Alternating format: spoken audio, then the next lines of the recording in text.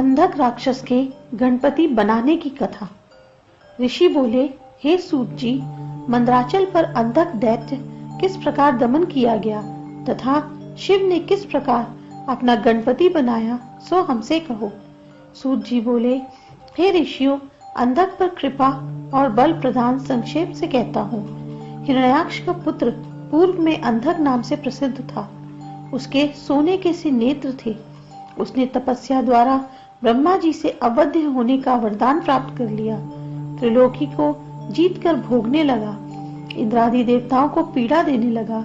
देवताओं को अनेक प्रकार से ताड़ना देने लगा, जिससे वे डर कर मंदराचल में आकर रहने लगे। फिर इंद्रादि सब सिद्ध और ऋषियों के साथ महेश शिवजी के पास आकर बोले, हे महाराज, अंधक के शस्त्रों से छिन्न भिन्न हुए हम बड़े दुखी हैं। ऐसा सब वृतांत सुनकर भगवान शंकर अपने गणों के साथ अंधकासुर के पास आए। उस समय इंद्र, ब्रह्मा, विष्णु, सब सुरेश्वर, देवेश्वर तथा मुनीश्वर भगवान शिव की जय हो ऐसे वचन बोलने लगे। अंधक अपने बाणों से सब देवताओं को छिन्न भिन्न करने लगा। यह देखकर भगवान शिव ने उसे अपने शूल से बेधकर ऊपर को टांग लिया। भगवान के दर्शन से पाप रूपी कवच उसका दूर हो गया। यह देख ब्रह्मा जी शंकर को प्रणाम कर बड़े जोर से नाद करने लगे।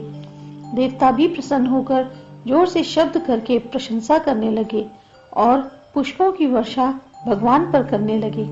तीनों लोगों में आनंद और हर्ष होने लगा। शूल से जिसके पाप दग्ध हो गए हैं, वह दैत्य सात्विक भाव से विचार करने लगा। जन्मांतर में भी देव शंकर ने मुझे दग्ध किया था और शंकर की आराधना मैंने की थी। प्राणांत समय में जो शंकर का स्मरण करता है, वह शिव सायुज्य को प्राप्त होता है।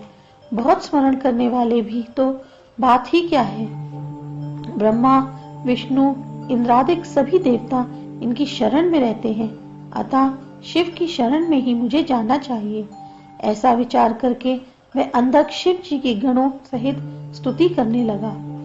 शिव जी उसकी स्तुति से प्रसन्न हो हिरण्याक्ष के पुत्र, जो सूर्य के मध्य में शूल पर टंगा है, उससे बोले, वरदान मांग, मैं तेरे से प्रसन्न हूँ। शिव की ऐसी वाणी सुनकर वह दैत्य हर्ष से गदगद हो महेश्वर से बोला, हे देव देवेश, भक्तों के दूर दुख करने वाले शंकर, मुझसे प्रसन्न होइए और भक्ति रूप वरदान मुझे दीजिए। ऐसे अंधक के वचन सुनकर भगवान ने दुर्लभ और शुद्ध बुद्धि दी तथा शूल से उतारकर उसे गणपति पद पर अधिष्ठित किया। तब तो गणपति पद पर उसको अधिष्ठित जानकर सभी देवताओं ने उसे प्रणाम किया।